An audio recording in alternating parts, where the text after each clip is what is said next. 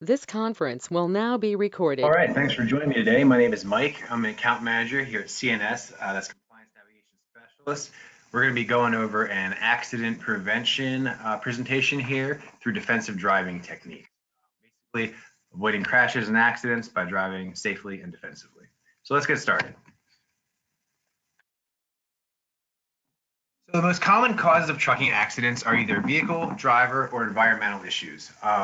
So these percents below basically mean that that particular factor contributed to a commercial vehicle crash. So in terms of vehicle items, we have brake defects, tire defects, and cargo shift. For environmental causes, roadway problems had a contributing factor in about 20% of truck crashes. Now, the thing with this is that most of these factors are driver factors. They are behaviors and things that could be avoided. So if we look here, we got 23% of crashes had driving too fast for conditions as a contributing factor. So you got to be aware of, if it's raining or anything, you got to slow down. The driver being unfamiliar with the roadway, over-the-counter drug use. Now this is legal drugs, things that you can just get at the pharmacy without prescription. Inadequate surveillance basically means a driver wasn't scanning and looking at the roadway properly. Fatigue. Driver felt pressure from the motor carrier to drive. Illegal maneuvers. Inattention. External distraction. Driver following too close. Getting jackknifed. Illness. Now, while we're on illness here, it's very important to remember it's actually illegal to operate a commercial motor vehicle if you're not feeling very well. So if you have really bad cold or you have a fever, obviously anything like that, you're actually not allowed to drive a commercial motor vehicle. If you're really sick, be sure to tell your employer, tell dispatch, they're not going to penalize you. They're going to thank you for letting them know that you cannot drive safely right now. If you would ever suddenly get sick while you're driving, pull over immediately as soon as you would feel nauseous or any kind of sickness like that. Don't wait and think, oh, well, maybe it'll go away. Internal distractions were a contributing factor for a lot of crashes. These are things in your mind, mental distractions. Illegal drug use and then alcohol use also contributed to many crashes. The Center for Disease Control actually released a report in 2019, and they found that occupational fatalities decreased for all industries except the trucking industry. Crashes and incidents like that are just obviously involve a lot of fatalities. It's actually the second most dangerous job in the United States behind commercial fishing. Transportation incidents overall accounted for about 40% of all occupational fatalities. Most of these crashes involve tractor trailers, semis, tanker trucks, bigger vehicles, but there were quite a few crashes, involving pickup trucks, delivery trucks, vans, and other automobiles. Now, the CDC also did a really in-depth report in 2015, and they actually found that there were 317,000 motor vehicle crashes involving large trucks in 2012. And the cost estimate for these crashes was $99 billion. So in addition to obviously a crash can endanger your life, it can cause your company to have bad safety ratings and all that sort of thing. It costs the economy $99 billion some years. That's a massive amount of money. So a big thing with defensive driving and avoiding crashes is make sure that you're wearing your seatbelt.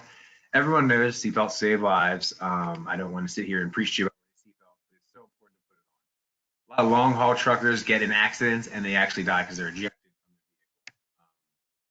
the vehicle. About 1 out of every 3 truck drivers who died in a crash were not wearing their seatbelt at the time of the crash.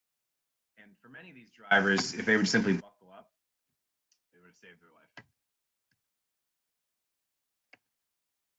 So again, I mentioned long haul truck drivers. They did a survey, and they basically found that about 86% of drivers report using a seatbelt. A little over 7% of drivers use their seatbelt sometimes, and only 6% of drivers say that they never wear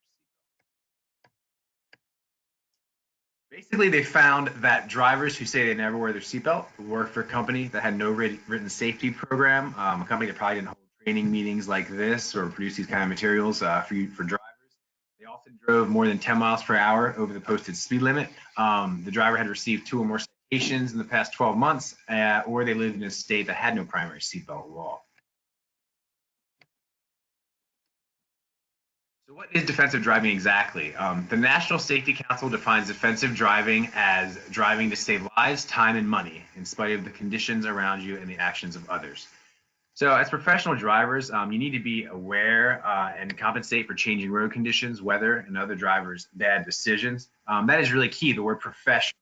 If you ever are brought in litigation due to a crash and brought into court, prosecuting attorneys really stress that you are a professional driver. It's your job, especially if you hold a CDL license.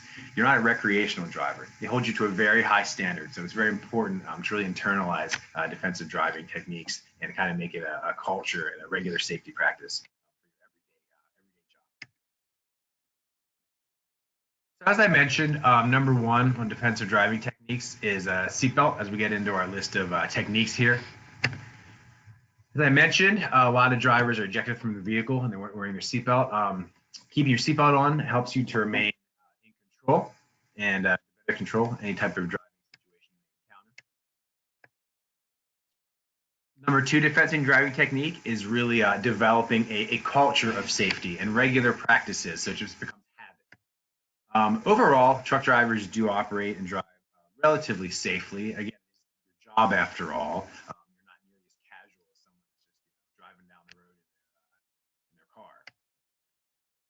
car. As a truck driver, you obviously need to be aware of the capabilities of the vehicle that you're driving. And again, a lot of this stuff is pretty common sense, but it is just very important to be reminded of these things. You're driving a big truck. It has a greater turning radius, a greater distance to stop, and you need more space in travel than a regular car.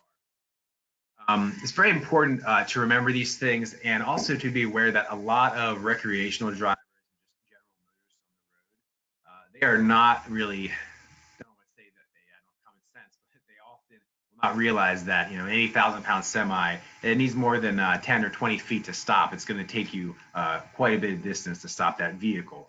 I see it all the time. People pull right out in front of trucks. So just be very aware of that. As I mentioned, most recreational, so passenger vehicle drivers, spend a short period of their day behind the wheel of a motor vehicle, and they're considered recreational drivers. Whereas you guys are considered professional drivers. You spend most of your day on the road. As a professional driver, you have to be very sure that you're aware of changing weather conditions, traffic congestion, and you must remain very diligent while you're driving.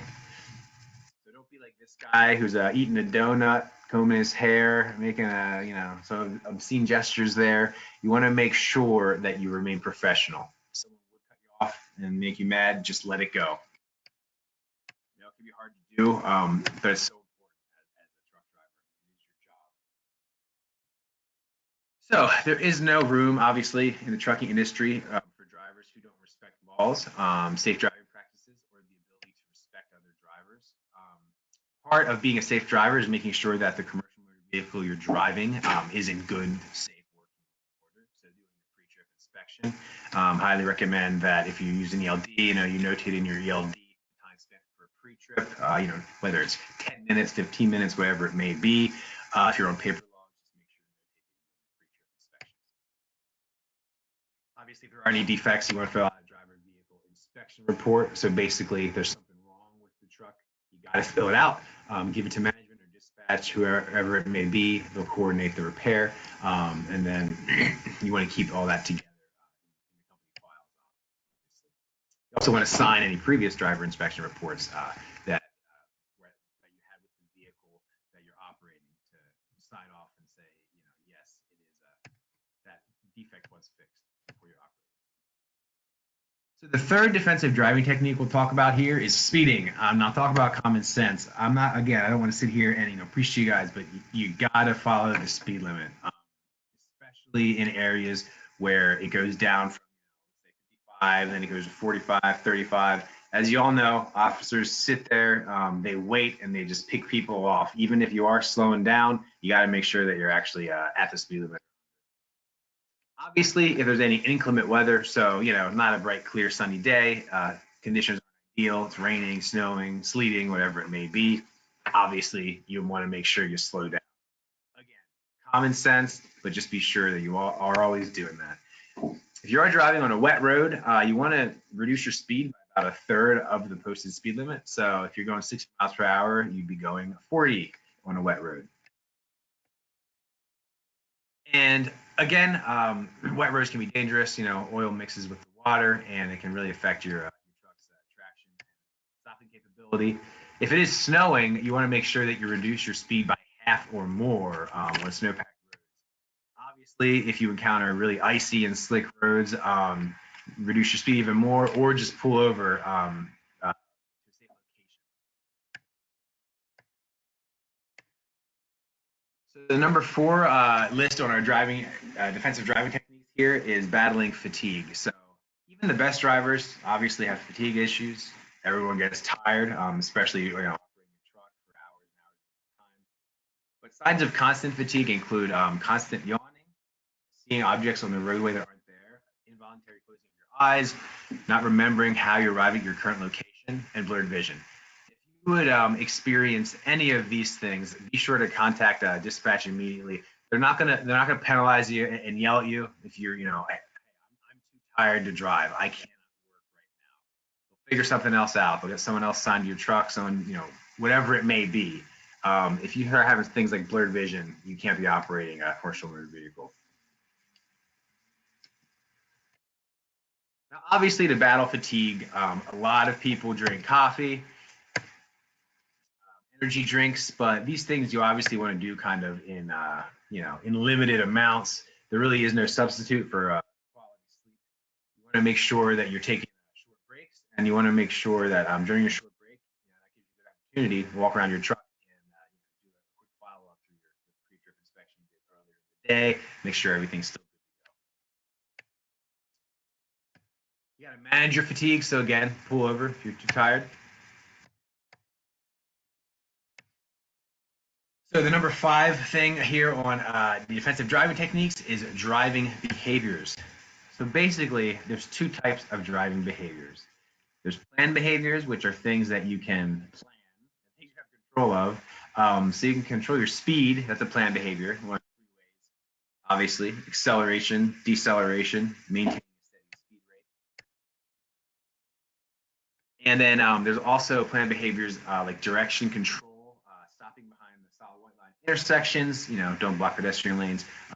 And you obviously want to allow a following distance. So a 4-second following distance is really what you want. So it'll be like this guy that's right on the rear end here of this motorcycle. Now those are planned behaviors, but there's also unplanned behaviors, and these are things that are not recognized prior to the actual behavior. Unplanned responses to driving situations, animals on the roadway, unprepared driving responses. Those are all unplanned behaviors. So the number 6 technique here for defensive driving is searching as you drive. Observe the roadway in front of your vehicle. Look for all sources of fixed and potential hazards. Watch for brake lights, because obviously that can signal that traffic's slowing up ahead. You start going into congestion. Put your own 4-ways on, just let people know, hey, there's a lot of congestion coming up. You're gonna have to slow down suddenly. Searching determines what must be seen, where the risk may be, and where interactions with traffic will occur. So the picture of a little girl on her bicycle here. Not to bring your day down here, but it's a really sad story. There's a trucking company. I'm obviously not going to say the name, but they basically could go through a commercial zone or a residential zone to get to their route. The driver chose to go through a residential zone because it was about 10-15 minutes faster. They were permitted. It wasn't a residential zone where it's trucks are allowed. They went through the zone. They weren't speeding. They were driving safe at 25 miles per hour. But a little girl on a bike suddenly went out in front of the guy. He went on his brakes immediately, but unfortunately, he hit that little girl and killed her. And it's just a really sad story, and just kind of the consequence that can happen if things do happen and you're not paying attention. The company, even though he wasn't speeding or anything, actually lost the lawsuit because the driver chose to go through a residential zone when he had the choice that he could have went through a commercial zone instead. So just be very aware, search as you drive. Practice really good situational awareness. Now, this is so important because this helps you be proactive with your safety and with driving safely. It basically means that you're aware of what's going on around you. You have situational awareness, and you want to respond and not react to traffic situations. Situational awareness, it provides numerous bits of information to process, so we know what's going on. All this is kind of subconscious, but basically you perceive what the risks are, you analyze the risks, and your brain formulates a response within the matter of split seconds. And again, if you don't see it, you can't respond to it. So again, search as you drive. These are some examples of fixed hazards like utility poles underneath there. That actually is a real picture. That was a place in Quebec, Quebec, Canada, about a month after that pole was put up, because of so many complaints, they took it down. So that obviously is a very severe hazard. But curves in the road, guardrails, bridges, and railroad tracks are all examples of fixed hazards. Some more examples of potential hazards are driveways, pedestrians, cyclists, other vehicles, parked cars. So basically, you just want to be aware of your surroundings and plan your driving behavior appropriately. If you're driving on a road where there's, a residential area, a lot of driveways nearby that are right on the main road, just make sure you're aware that people might be pulling out of their driveway. Again, this is all common sense stuff, but it's so important. It's so important to know and remember and really focus on the driving task at hand, not be distracted by other things.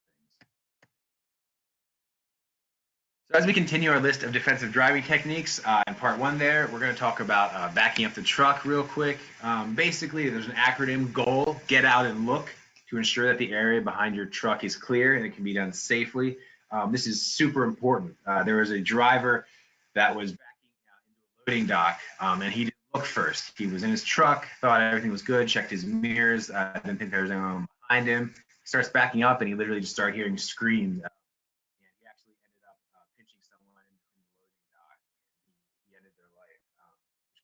Prevented, he would have literally just spent 1 minute to get out and look. So please remember to get out and look. Make sure that there's no one or nothing behind your truck and that it's safe. So again, basically, you want to walk to the back of the truck and trailer. Make sure that there are no objects behind when you're doing that GOAL technique to get out. Use your mirrors a lot during backing up. Check your mirrors throughout the backing maneuver. Make sure that the backing pathway remains clear, and use a spotter when possible to maintain visual contact with your spotter at all times. Now, I know it's not always realistic to get a spotter while you're backing, but if possible, try to get someone to spot you. So the 8th defensive driving technique we got here is lane travel. So that is going to talk about maintaining your lane of travel. Obviously, if you're driving a big truck, driving a commercial motor vehicle, due to the width and size of your vehicle, it's very important to remain fully within your lane of travel. You want to search far enough ahead to determine necessary exits, and you want to signal your intentions of changing the lane well in advance, so everyone on the road knows what you're doing. Lane changes when you're using into a highway. You want to signal your intentions to merge and enter with the flow of traffic. And again, you want to allow that 4-second following distance at all times. If you're in bad weather, you really should at least double that. So we're talking an 8-second following distance. And that's a pretty big distance.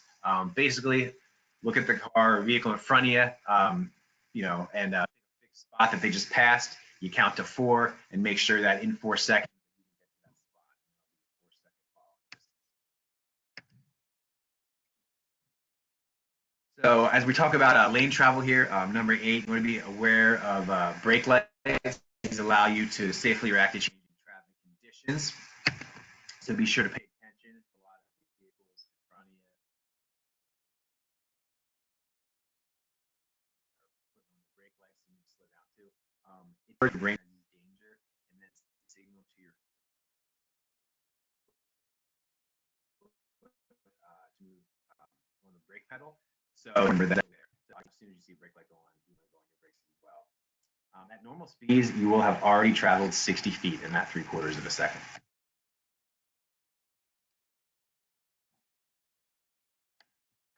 So as we continue here, defensive driving techniques, we got number 9, which is the no zone. Now, this is basically areas where other commercial motor vehicles should not be. These situations occur around the front, rear, and side of your vehicle. These areas are considered no zones, and other vehicles should not remain there. And you need to remain vigilant at all times. Make sure that everyone stays out of those no zones, and obviously watch for people that are tailgating as well. So here's a picture of the no zones I was talking about. Right in front of the truck, to the left, a little on the right there, and then right behind your truck. These are all the no zones, and you want to make sure that you are always aware when people go into those zones and keep them out.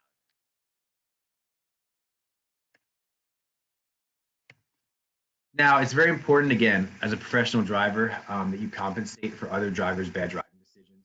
When other vehicles cut you off, be prepared to back off and allow a 4-second following distance to be established. And again, take every opportunity to educate the public about cutting off trucks. See it all the time, and it's a shame. Some people just they don't get it. They don't understand that you guys need a lot more time to slow down. So number 10 here, defensive driving technique is entering curves slowly. This is, again, super common sense stuff, but make sure you slow down when you're approaching curves in the roadway. Keep in mind what type of load you're transporting. When you're entering a curve, observe the truck speed limit, and don't place yourself. Now, when we're talking about entering curves, that's when it becomes very important to be, aware of your load. What are you hauling? Can it shift? Is it going to topple my truck and my trailer over? There's something called, swinging meats, which is when it's the whole cattle swinging from the trailer. A lot of accidents involved there where people take a turn, even though they may have gone the speed limit, they need to slow down even more because they have the swinging meats in their trailer. And, topples the trailer and get an accident that way. It's important to remember that curves in the road can be deceiving. It might be a little sharper of a turn than you thought it was. Just be sure to plan appropriately. So again, it all comes down to just common sense. Operate your vehicle in a safe manner at all times. So number 11 here on defensive driving techniques is that you want to make sure that you plan your route before leaving. You don't want to be playing around with your GPS, touching it while you're trying to drive. That's just as dangerous as texting and driving.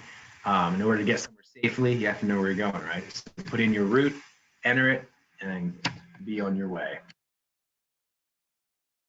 So number 12 here on our defensive driving techniques, basically keep your eyes on the road. Do not fixate on non-driving objects. Keep your eyes on the road and restrict glances away from the road to 1 second or less. And focus on any potential driving hazards that you may encounter. Number 13 here, defensive driving techniques. Again, appreciate you guys, taking the time to watch this video. We're about wrapping up here.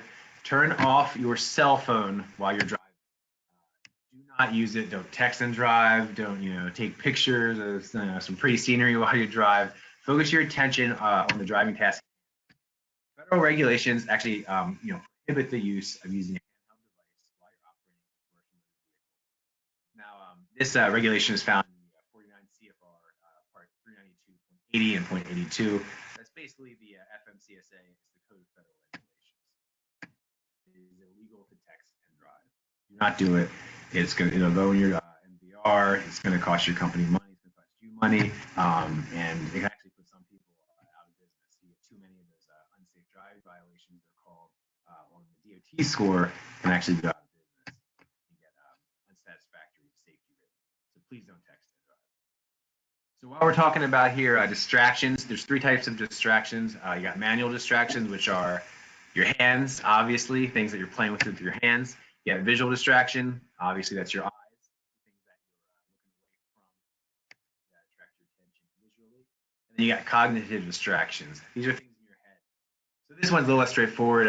Basically, any mental distractions. You're fighting with spouse, or you're having some kind of family issue, health issue, whatever it may be. Life is very hard. I understand that. We all struggle with things. When you're operating a commercial motor vehicle, you really just need to focus on driving safely and making sure that you're doing everything you can to be defensive and avoid any crashes. So just to go into a little more detail here about manual distractions. These are distractions that take one or both of your hands off the steering wheel while you're driving. These can be things as simple as changing the radio station, grooming. You got a beard comb and making your beard look nice. Don't do that while you're operating the truck. Eating, and then obviously talking and texting.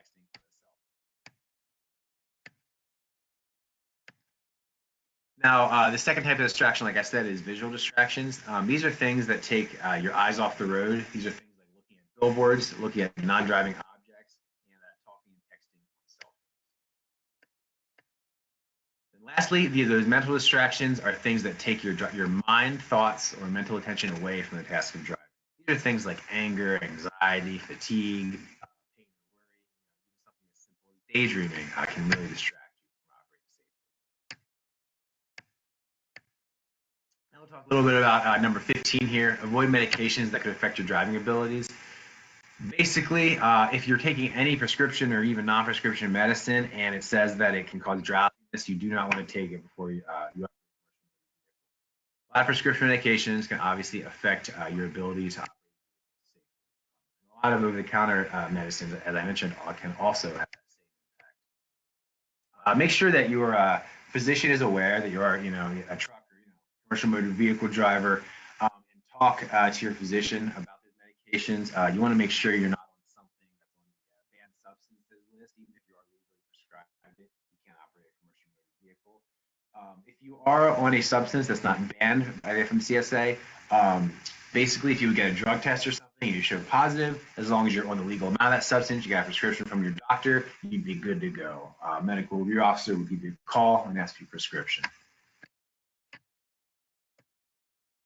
So again, it's so important to know any side effects of anything you're taking, especially if it would cause drowsiness. Follow the instructions that are posted on all warning labels for all medicine. Don't drive if it causes drowsiness or even dizziness can also be very dangerous. Now again, I shouldn't really have to say this, but obviously there's a big problem with medication addiction. We all know that. We all know how easy it is to become addicted to prescribed medications or even illegal drugs. If this is something that you're struggling with, contact a doctor or physician for help. Be sure to tell your company. I mean, you may not be able to drive for a while, but at least you get your life back on track. Keep everybody, including yourself, safe. Now, obviously, you want to avoid substances like meth. In some parts of the country, there is a big problem with meth. A lot of people, continue to be their drug of choice, which is very unfortunate. It can create an effect of heightening your senses. Obviously, this is kind of like an illusion, and any dangers that meth has far outweigh any benefits it might have. And some other substances to use on a limited basis are things like energy drinks. Energy drinks obviously can give you, a quick pick me up, but you kind of want to limit the use. Kind of more research needs to be done about how they affect the body. It's not really the best thing for you. And then caffeine in general, most people drink coffee or other caffeine beverages, tea, whatever it may be. Obviously, there's some short-term benefits here. You really want to limit your caffeine intake, though, to about 500 milligrams a day. That's basically 3 to 5 cups of coffee, depending on what type you drink. The reason being, if you have too much caffeine, you're obviously going to really crash every time that you don't have your fix, if you will. You'll be even more tired than ever. So this would normally be the question and answer section for live training, but since this is just a video, really appreciate everyone, paying attention and being here today. Again, it's just so important to practice that situational awareness. Please just keep that in the front of your mind when you're driving.